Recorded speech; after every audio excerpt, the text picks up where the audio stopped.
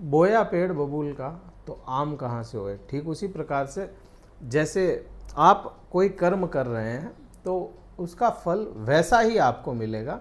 पाकिस्तान ने जो हमला किया, आतंकवादी हमला करवाया किया, उसका उसको फल मिला। ऑपरेशन सिंदूर बहुत अच्छी तरह से सक्सेस हुआ, उसकी संपूर्ण भारतवासियों को बहुत बहुत बधाई। बात यहाँ अपन जो करने वाले हैं, यहाँ पे अपन मकर राशि की बात करेंगे। मकर राशि बहुत महत्वपूर्णता अभी बन रही है। हाँ, यहाँ पे ये हमले जो हो रहे हैं ये क्यों हो रहे हैं ये भी मैं एक थोड़ा सा ब्रीफ देता चलूँगा इस वीडियो के मिड में ही। लेकिन अभी मकर राशि की बात करें पर्टिकुलर। मकर राशि जिसकी साढ़े साथी पूर्ण हो गई, साढ़े साथी खत्म हुई है, शनिदेव बलवान अवस्था में पहुंच रहे हैं, अपने धीरे धीरे बल में आ रहे हैं शनिदेव। तो यह साढ़े साथी पूर्ण होने के बाद में शनिदेव आपके तीसरे भाव से एक्टिव हो रहे हैं या बलवान हो रहे हैं। बृहस्पति का क्या प्रभाव रहेगा जब वह परिवर्तन कर जाएंगे। बृहस्पति ग्रह अगर मकर राशि के लिए देखेंगे तो मकर राशि के लिए बिल्कुल भी फेवरेबल ग्रह तो नहीं है, क्योंकि वह 12वें भाव के स्वामी है। अब 12वें भाव का कोई भी ग्रह स्वामी है ना, अगर मित्र नहीं है और 12वें भाव का भी स्वामी है वो, तो फिर वो है ना पॉजिटिव रिजल्ट नहीं देता। बट इस बार क्या हो रहा है, बृहस्पति ग्रह मिथुन राशि में जब यह प्रवेश कर जाएंगे, इसको आप है ना यहाँ पे देखिए विपरीत राजयोग की स्थिति बनाएगा। ये राजयोग का निर्माण होता है। 12वें का स्वामी जब छठे में बैठ करके अपनी ठीक राशि के सामने देखेगा तो वह विपरीत राजयोग का निर्माण करता है। प्रभाव क्या होंगे यहाँ पे, बहुत इंपॉर्टेंट प्रभाव बृहस्पति और राहु बनाने वाले हैं इस बार में। दृष्टि संबंध नवपंचम बन रहा है बृहस्पति और राहु का। बृहस्पति की ही बात करें अगर, तो बृहस्पति छठे भाव में बैठे हैं और अपनी ठीक राशि के सामने होने की वजह से यहाँ पे थोड़े से आपको प्रभाव जितने विपरीत दे सकते हैं वैसे देंगे नहीं। यहाँ पे प्रभाव इनके ठीक होने हैं। रोग, ऋण, शत्रु, ये तीन चीज़ें अपन यहाँ से देखते हैं। एक चीज़ और देखी जाती है यहाँ से, देखी जाती है सेवा। आप क्या सेवा करते हैं, क्या सेवा करवाते हैं। आप सेवा को अगर इंग्लिश में बोलेंगे तो जॉब हो गया, सर्विसेज हो गया, तो वो चीज़ें भी यहाँ से देखी जाती है। जो आप जॉब करते हैं, कार्य करते हैं, जॉब करते हैं बेसिकली, तो उसके लिए भी यहाँ से देखा जाता है। चाहे आप पैसा ले रहे हैं लेकिन सर्विस तो दे रहे हैं ना, तो वो चीज़ यहाँ पे बन जाती है। अब यहाँ पे क्योंकि बृहस्पति बुध के भाव में पॉजिटिव रहते हैं, खुद की राशि के ठीक सामने पॉजिटिव है, तो यहाँ पे आपको कहीं ना कहीं जॉब से रिलेटेड अगर समस्याएं थी तो वह सुलझती नजर आएगी। एक चीज। दूसरा, वृद्धियों का कारक है, लोन्स लेने पड़ सकते हैं, लेकिन वो जो लोन्स लोगे आप, कोई भी प्रकार का अगर ऋण लेते हैं तो वह होगा एक अच्छे की तरफ। अच्छा इशारा समझाता है अपने को कि भाई कहीं ना कहीं आप लोन लेकर के अपने बर्डन्स को कम करने वाले हैं और वह धीरे धीरे खत्म भी हो जाएंगे। तो ये प्रभाव अपने को समझ में आता है।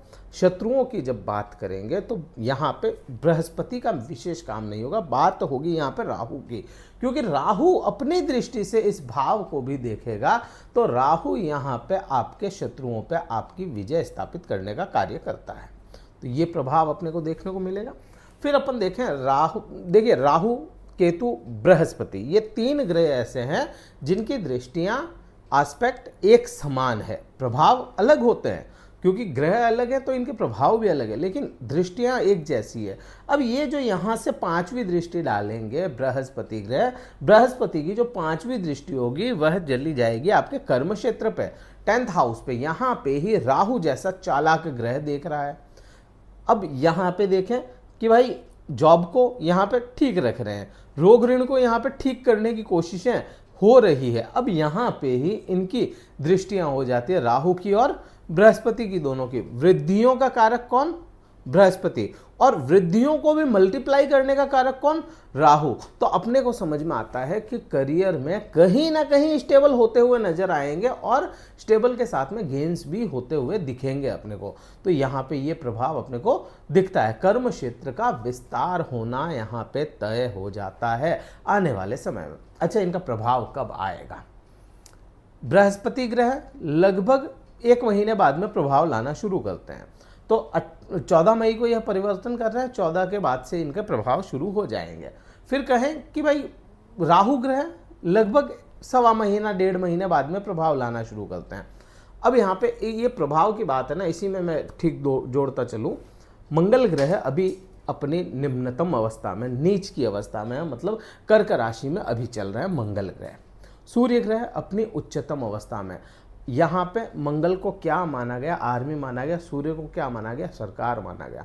दोनों अपने प्रभाव में हैं यहाँ पे, और यही प्रभाव है ना अपने को पूरे देश में देखने को मिल रहा है।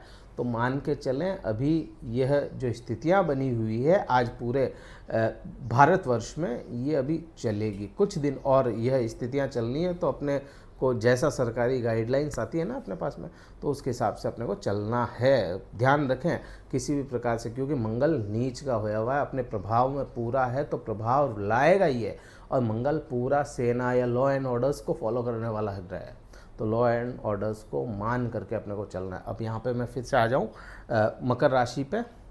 मकर राशि पे बृहस्पति ग्रह की जो दृष्टि होगी, 7वीं दृष्टि, वह 12वें भाव पे जाती है। 12वां भाव क्या है?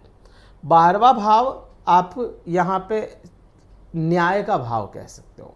न्याय या 12वां भाव यात्राएं, लंबी दूरी की यात्राएं, इधर उधर होना, ये 12वां भाव। विदेश जाना या विदेश में सेट हो जाना भी यहाँ से देखा जाता है। पति पत्नी के आंतरिक संबंध, वो संबंध जो केवल पति पत्नी तक ही सीमित रहते हैं, वो यहीं से देखे जाते हैं। अब यहाँ पे वृद्धियों का कारक ग्रह अपने खुद की राशि में देखेगा, तो क्यों इसको खराब करेगा? ये ठीक ही करेगा। अगर आपको किसी भी प्रकार के एलिगेशन लिटिगेशंस लग रहे हैं, किसी भी प्रकार के इल्ज़ामात हो गए, तो यहाँ पे वह इल्ज़ामात खत्म होते हुए से नज़र आएंगे आपको। न्याय होना है, न्याय का समय है मकर राशि के लिए पिछले लंबे समय से। मैं यहाँ पे किसी टाइम की बाउंडेशन में नहीं बनूंगा, लेकिन ये तो कहूँगा कि लंबे समय से जो समस्याएं थी आपको, वो खत्म हो रही है। यहाँ पे भी, यहाँ पे पति पत्नी के व्यवहार में बहुत सुधार देखने को मिलेगा। अब मैं जो न्याय की बात कर रहा हूँ ना, ये न्याय की क्यों कर रहा हूँ मैं? न्याय के देवता शनिदेव हैं और शनिदेव अपनी 10वीं दृष्टि से यहाँ पे देखेंगे, तो 10वीं दृष्टि न्याय करवाती है और करवा करके रहेगी आपके साथ में। ये प्रभाव आपको देखने को मिलेंगे। अब यहाँ से 9वीं दृष्टि देखें, 2nd हाउस पे जाती है। 2nd हाउस में राहु ग्रह बैठा है। राहु क्या है? राहु विस्तार है, बिल्कुल। राहु छलिया है, राहु डिप्लोमेसी है, डिप्लोमेटिक ग्रह है और इल्यूजन क्रिएट करता है। अब राहु जैसा ग्रह जब 2nd हाउस में बैठेगा तो वाणी में आपके डिप्लोमेसी लेकर के आएगा। किससे कैसे बात करनी है, किससे कैसे व्यवहार करना है, ये चीज़। दूसरा, बृहस्पति जैसा ग्रह यहाँ पे दृष्टि डालेगा तो वह ज्ञान देगा। अब यहाँ पे वाणी में राहु का आपको असर देखने को मिलेगा और ज्ञान बृहस्पति का अपने को देखने को मिलेगा। धन की वृद्धि या इसको कहें संचित धन की वृद्धि भी यहाँ पे अपने को दिखती नजर आती है। तो ये प्रभाव रहेंगे। हाँ, ईटिंग हैबिट्स को सुधारिएगा, क्योंकि राहु है, आपको जंक फूड की तरफ आकर्षित करेगा और उससे समस्या हो सकती है। तो ये प्रभाव इस प्रकार से रहने वाले हैं। क्या उपाय करें? बृहस्पति ग्रह के लिए आप उपाय कर सकते हैं, बृहस्पति के दान कर सकते हैं, गायों की सेवा कर सकते हैं, मछलियों की सेवा कर सकते हैं, और चंदन जो सैंडलवुड होता है, चंदन के प्रोडक्ट्स उपयोग में लें, तो राहु एंड बृहस्पति दोनों ग्रह अच्छे रिजल्ट देने वाले बन जाते हैं। ये वीडियो कहीं अच्छा लगे लाइक कीजिएगा, शेयर कीजिएगा, सब्सक्राइब कीजिएगा ज़रूर, ताकि मकर राशि वाले जातकों को पता चले कि क्या समय है और हो सकता है। अगर कुंडली विश्लेषण करवाना चाहते हैं, डिस्क्रिप्शन में कार्यालय का नंबर है, व्हाट्सअप मैसेज द्वारा संपर्क करके आप अपना स्लॉट बुक करवा के मुझसे बात कर सकते हैं, केवल व्हाट्सअप मैसेज द्वारा। इस वीडियो में इतना ही था। जय हिंद, वंदे मातरम, भारत माता की जय।